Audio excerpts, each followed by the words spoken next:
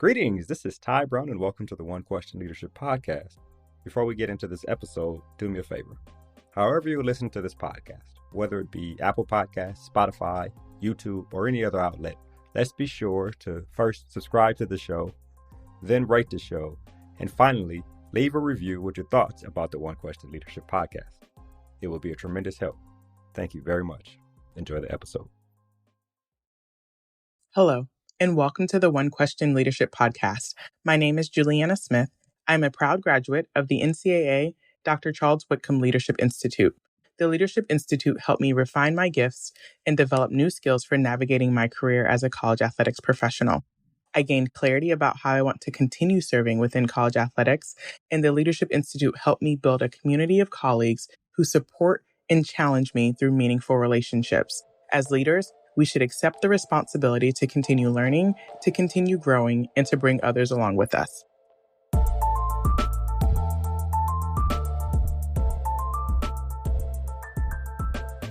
Greetings, this is Ty Brown, and welcome to the One Question Leadership Podcast, where we highlight executive and organizational leadership. Be sure to follow us on Twitter and Instagram at 1Q Leadership. I'm joined here at NACDA by Ross Bjork. Ross is the Director of Athletics at Texas A&M University. Greetings, Ross. Thanks for joining Greetings. Me. Ty, I listen to your podcast. I'm a subscriber, so I appreciate the work you do in the collegiate athletic space. Thanks for having me. Yes, sir. I appreciate that. Now, you're going on your fifth year, I believe, there at A&M. Right. Spent time as AD at Mississippi. Ole Miss, yes, sir. And Western Kentucky. Right. All right. And in the industry for almost 30 years now. Right. I met you. I was helping Dutch with the Institute. Right. I believe you were at Western Kentucky. You might have been talking to the Institute members about the process, right? Right. I think so. That's and right. First time AD. I think I was doing a presentation on the first 100 days. Yeah, that's right. I remember. Like that. Yeah. PowerPoint, all those kind of things, right? That's right. Would you even put a PowerPoint together now if you were doing it? I would, maybe not as long. Right? Yeah. That was back in those days. Now you can just kind of get up and just start talking. Just talk, right? Yeah, had to be a little more focused back then. I think that's interesting. You talk about almost 30 years in the game. We're here at NACDA. I wonder how many of you been to, and are there any specific inflection points that you remember from attending NACDA that have helped you to get to where you want to be? You know, Ty, I think that's a really great question, especially just the state of our industry, if you will, and everybody's kind of in chaos and, all these things going on. It's like, you know what, we still have to have relationships. We still have to deal with people. So I came to my first NACDA in 1997. It was in Las Vegas. And then there was a moratorium on going to Vegas for a long time. Now we're going back. And it was at Bally's. And I remember walking in and I saw Jim Livengood and Dave Hart. Yeah. I guess Dave Hart Jr., right? Dave Hart Sr. was also in athletics, but I saw Dave Hart, I saw Gene Smith, Debbie Yao, and I just had to meet these people. And so inflection point for me was honestly that first convention, because then I realized, oh, this is how it works. This is the big space of college athletics. And so this is my 25th year coming to NACDA in person. I haven't missed a year. The only 2 years that we missed was the COVID year. So it would have been 27. So 27 years of being involved in NACDA, 25 years coming to the convention. And I think now as an AD that it's really an obligation that we're here, we're visible. Mm-hmm. I'm not stuck in my hotel room. I need to be able to walk the lobby, and I need to have, I don't know how many people have stopped me that I don't even know. And they're like, hey, Ross, I follow you. I'm so-and-so. I'm the assistant AD. I did the same thing back in the late 90s, early 2000s when I was trying to break in and trying to meet people. And you know what? I remember the people I met. And you know what? Maybe in 20 years, if those people become ADs, they're like, hey, I remember when Ross Bjork, stopped and talked to me for 5 minutes. I think it's our obligation. So it's really cool to be here at NACDA. And I appreciate that.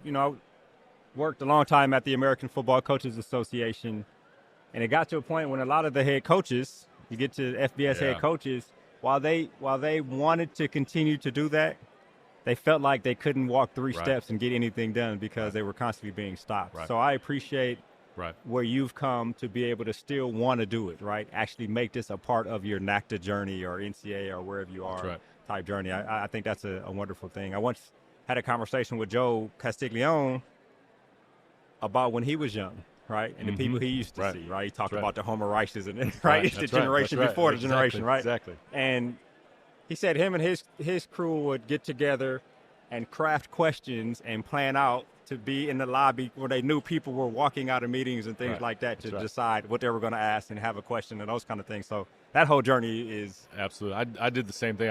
Joe hired me at Missouri in 1997, and I didn't really know what NACDA was, and that was one of the first things he mentioned to me was, "Hey, you need to sign up for this." And I'm like, "Oh, can I go?" I mean, I was just an entry-level development officer, and he said, "No, we have a budget for that." And he gave me that tip. He said, look at the agenda, and then back then it was all printed. Now it's all online. Look at the agenda and find out where these people are going to be, and did the exact same thing. Yeah. So I guess that's kind of like stalking, I guess. But, look, man, you got to do what you got to do to make it. Networking, as they call it. So you mentioned relationships, how important it is, and understand we're still in college athletics, right? And so you go to these different places, you make decisions that benefit the place you're at, right? And benefit other places that the people who you're in relationship with may not be happy with. But then, 5 years down the line, everybody's at a different place, right? So the commonality there is college athletics and student athletes. So I wonder about understanding that as you have progressed in this leadership role from Western Kentucky to Mississippi to where you're now at A&M, in terms of understanding the broader picture. While I'm here, I'm going to fight for what I fight for. I'm a Spartan, right? I'm going to fight for Michigan State, but I understand that Michigan is also a part of college athletics. So we got to make sure we do things as teams to get better. So tell me about that evolution of a thought process for you. Right. It's we're all competitive, right? And we all have rivalries. And, just speaking from an AD perspective, and really before I became an AD, I was around the UCLA-USC rivalry, Missouri, Kansas rivalry, Miami, Florida State rivalry, and then as an AD, Western Kentucky, Middle Tennessee. Maybe not as high profile, but I'm telling you, it's serious. And then I go to Ole Miss, and it's Mississippi State and the Egg Bowl and all the emotions. And, what I did not know and understand as a young administrator at Ole Miss was I got caught up in those emotions of it, right? And so you kind of let some of that get the best of you. We had some fun on Twitter, tried to have fun on Twitter with a few things, and I thought, oh, my God, I got to respond to everything. And it was really just about that one moment of that rivalry versus, you know what, this is the SEC. Like, we got to play everybody. If we get fixated on just one opponent or one program, I got to worry about playing Alabama. And and so now we have Texas, right, coming in to the SEC. And so you get thrown right back into that sort of primary rivalry where, like, oh, my gosh, everything's going to be focused on the Aggies and the Longhorns. And so trying to be careful about not getting mixed up into the emotion of that. Do we want to win? Heck yeah. We want to beat them every day, right? We play them. But I'm also competing against the rest of college athletics. And so, we don't necessarily like how it happened with the SEC expansion back in 2021. We talked about that. But we understand the why. We understand that college athletics was evolving, continues to evolve, and that sort of consolidation of high-profile brands, that was necessary back then. And so you have to understand that. You can get caught up in the emotion of it, and you can be mad, and you can pound your fist on the table. What's that going to do? You're still going to play them, so you better be prepared for that piece of it. You better be prepared for the totality of college athletics, and you learn that over time. I mean, you get gray hair for a reason, right? You get seasoned with all these experiences, and so I've learned a lot through those, and it's been fun to kind of look back. Why did you act like a kind of a jerk back at when you were at Ole Miss towards Mississippi State? Well, because that was the expectation. That's what your fans wanted you to do, right? And so you got to just take everything in perspective and learn from it. Yeah. I think that's important. You talk about things on a grander scale. Sometimes things will happen, and it could be a domino for things to go in 3 or 4 different ways, right? And even something like that to happen could be something that everybody needed to look at. Like, this is college athletics.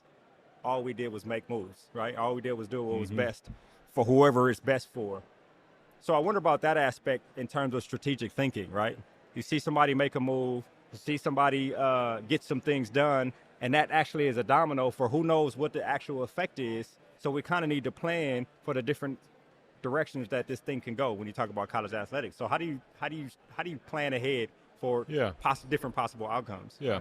I've always, what I've tried to do, really since I started, was be a student of the game, if you will, and really study all the different aspects of college athletics, from AD moves to facility projects to conference realignment. And college athletics has been in conference realignment like every decade. There's been something, right? Right. I mean, it's so ongoing. Even though the attention and the media values are so extreme right now, it's been happening, for a long time. There's articles, this was hard copy newspaper articles. The Big Ten was looking at expanding, and they had talked to Notre Dame, and no one even remembers that. That was 30, 35 years ago. So it's been constant. But I think in our job, we need to stay on top of that. I mean, I don't know how many times I've been stopped here at NACDA already. Hey, what's going to happen in the Pac-12? What's your prediction? Well, I can speculate based on what I read or based on what I hear, but I'm not in the room. But I need to be prepared for, if that happens, does that impact the SEC? Does that impact Texas A&M? I don't think any move right now impacts us. But if I'm not thinking about that, and the first time I really grasped that was working with Dan Guerrero, when he would come back and talk about his Pac-12 meetings and talk about TV rights, and I'm like, oh man, as an AD, well, you got to know that stuff, right? You got to know a little bit about everything. So I think it's our job to really filter that and study it. Keep your ear to the ground. Stay connected, within your network to know that, hey, this move might happen, and does it impact you or not? Be prepared for that one way or another. And I guess that applies to all aspects of the things that could possibly happen within college athletics. And then you boil that down to your campus, right? And projects, we're building $235 million worth of projects. Well, I don't have a hard hat on, and I don't have the hammer and the bulldozer, right? You got to rely on other people, and you better plan ahead and know. You better know how the process works. You better be a student of that game, because they might present you something and say, you need to make this decision. And what are you talking about? Yeah. Well, now it's like, okay, no, I know this subject because I've been around it. I've studied it. You're prepared. So same thing sort of about the industry as well. Grand, macro, micro type situation. Right. There's this aspect of mentorship. You talked about some of the people you named when you were coming up. One thing I've wondered is when you get to a certain level of experience, you've been in the AD chair, 3 different chairs, you've been doing it for a while, made some decisions, influenced the industry. Do you still go back to the mentors for advice and sounding boards? Because some of them retired, and the game is so different than when they were in it. But if they're your mentor, they're your mentor. So tell me about that aspect as you. It's probably more. Yes, I do go back to those mentors. It's probably more along the leadership lines or decision-making process. Dealing with maybe people. Not the specifics of an issue per se. But Mike Alden, worked with Mike for 5 years at the University of Missouri. Joe Castiglione, I mentioned. Now it's really cool because now Joe and I are in the same room as colleagues. It was really neat being in the same room as Mike Alden. He was still at Missouri. I was at Ole Miss. And then Dan, Dan Guerrero was great to work with. And then rest in peace, Paul D. was the athletic director at the University of Miami that I worked with. And Paul was, he was amazing. I learned so much from him. Yeah. I learned how not to get emotional because Paul was an emotional guy. So I kind of learned the balance piece of it. And so, you rely either on talking to them directly or you remember instances, you remembered their modeled behavior. And then I think that's what our job is now as leaders or as an athletic director is to have some modeled behavior that when people that work with me or that I've been around, I remember how Ross did this, or I remember Ross talking about this. I think that's the AD's job or any CEO's job. So it's fun to see that evolution. It's fun to go back in time and talk to your mentors and say, remember that when that happened? I remember, I almost resigned at UCLA because we had a sponsorship issue and I didn't do a good job of telling Dan about it, and it caught him off guard. And he was like, Ross, why didn't you tell me? And it got to the campus level, and I'm like, Dan, do I need to resign over this? And he was like, no, it's not you do not. We don't need to do this again. Don't make this mistake again, Ross. But and now we can laugh about that and like talk about it and learn from it. So when you work at different institutions, everybody's different, right? Right. Everybody has their variety of their own culture, their variety of their expectations, their variety of the pressures that are on the athletic director to deliver whatever they hired you to deliver. You get to Texas A&M, right? And I spent a lot of time in Texas. Mm-hmm. You get to the SEC, and the variety of pressures and expectations from the people who are constituents of the program are like, they start getting almost to the outside looking in ridiculous, right? Mm-hmm.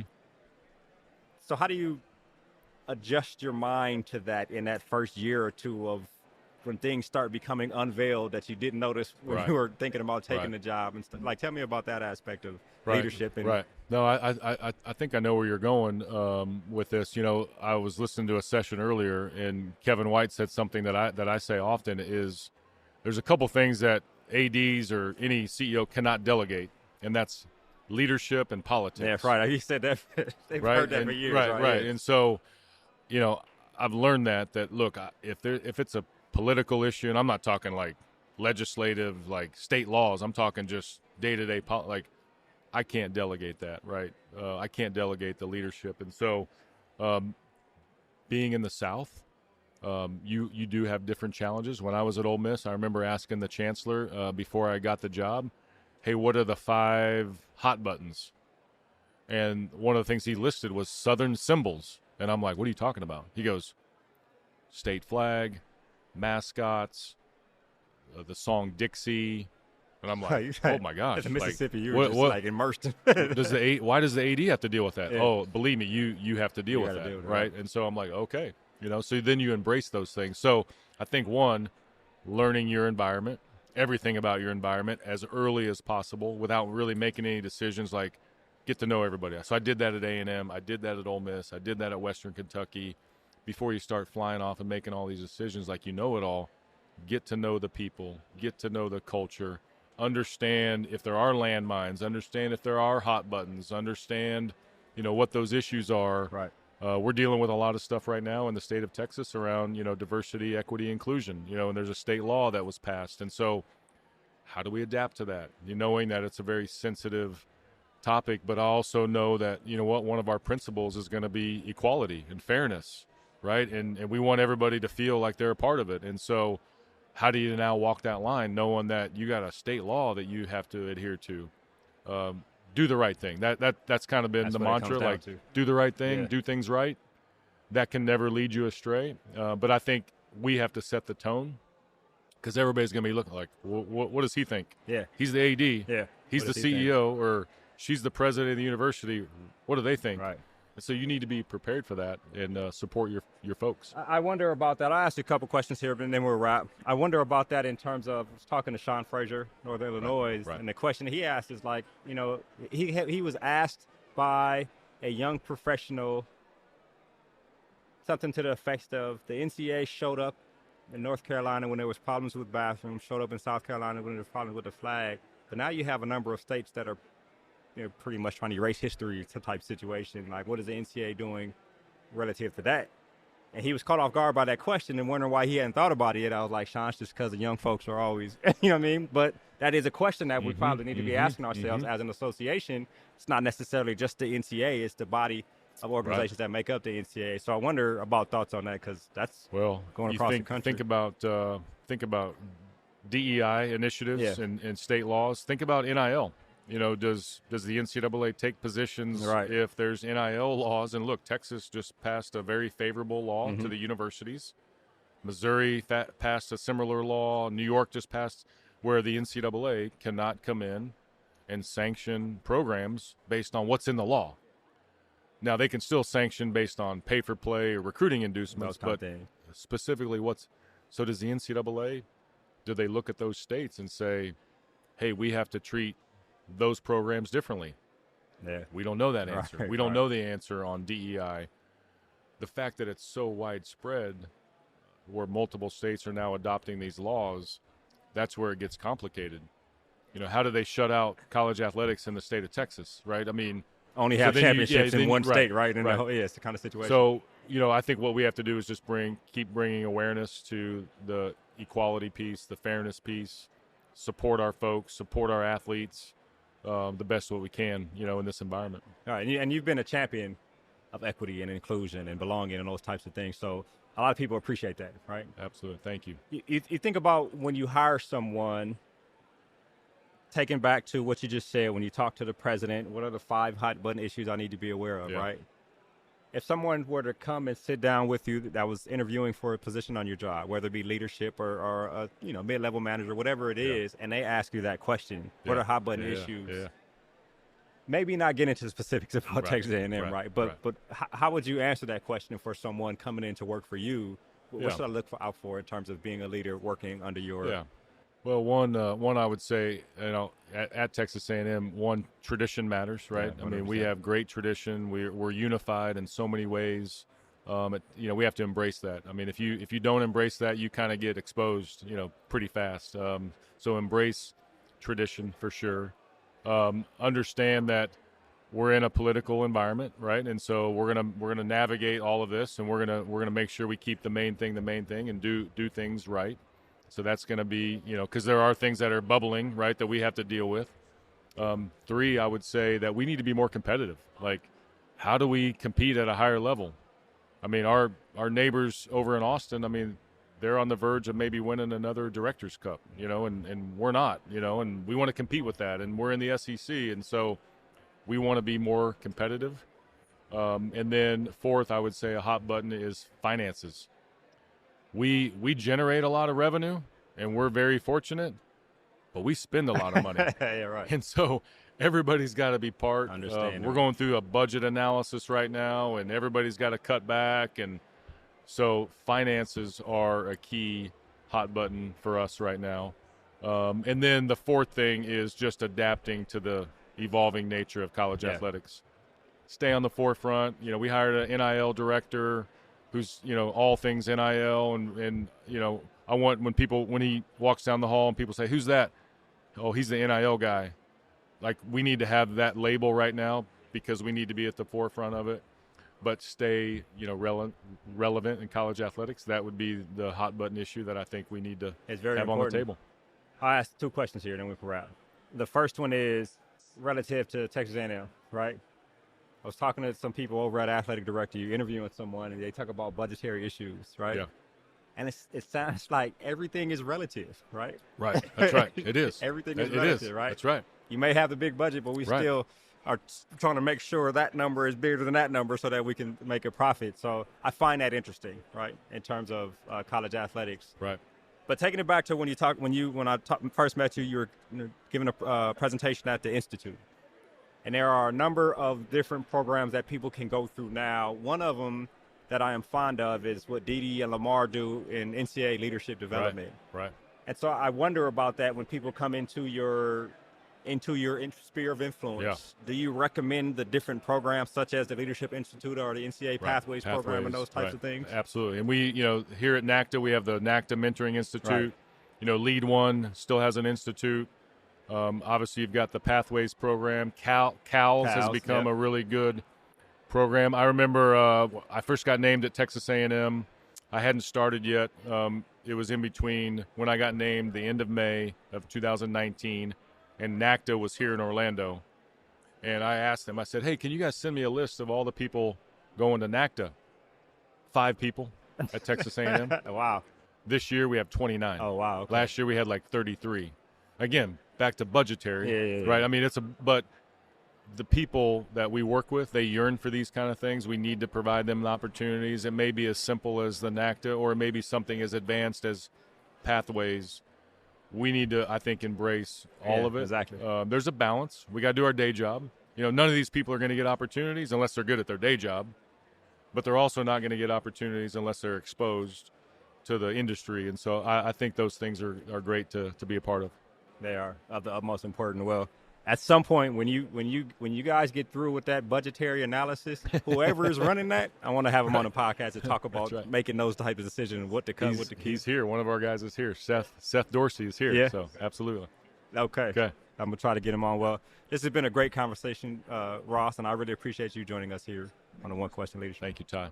Absolutely. Thank you so much. Yes, sir. That was Ross Bjork. Ross is the Director of Athletics at Texas A&M University. And, of course, I am Ty Brown with one question.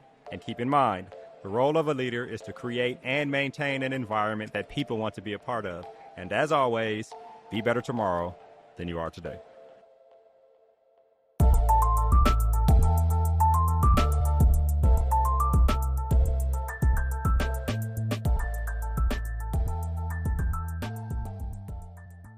This episode of the One Question Leadership Podcast is produced by Spades Media Group, solving problems using creative leadership.